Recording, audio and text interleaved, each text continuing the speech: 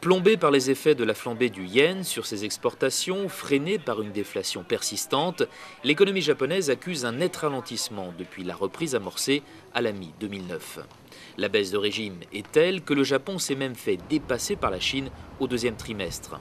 Un climat qui pèse sur l'emploi, mine le moral et suscite des interrogations. Le chômage continue de monter et les jeunes ne sont plus motivés. Le Japon n'est vraiment pas en forme. Je n'ai pas confiance, je ne sais même pas comment est utilisé l'argent de mes impôts. Alors que les prix et les salaires restent sous pression, certains tentent malgré tout de relativiser. La déflation n'est pas une bonne chose pour l'économie, mais si l'on prend un peu de recul, ce n'est pas si terrible. Conscient de l'urgence de la situation, le gouvernement de Naoto Kan prévoit quelques 8,5 milliards d'euros de nouvelles mesures pour réveiller la conjoncture. Parallèlement, la Banque du Japon vient d'assouplir ses conditions de crédit pour soulager les entreprises de l'archipel étranglées par la hausse du yen.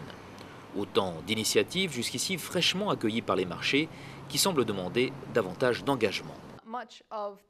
Une grande part du manque de confiance que l'on constate aujourd'hui trouve son origine dans l'incertitude politique et le manque de leadership.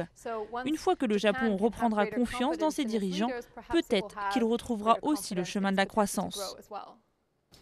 Les dernières mesures de relance du gouvernement Kan devraient être validées le 10 septembre prochain au Conseil des ministres.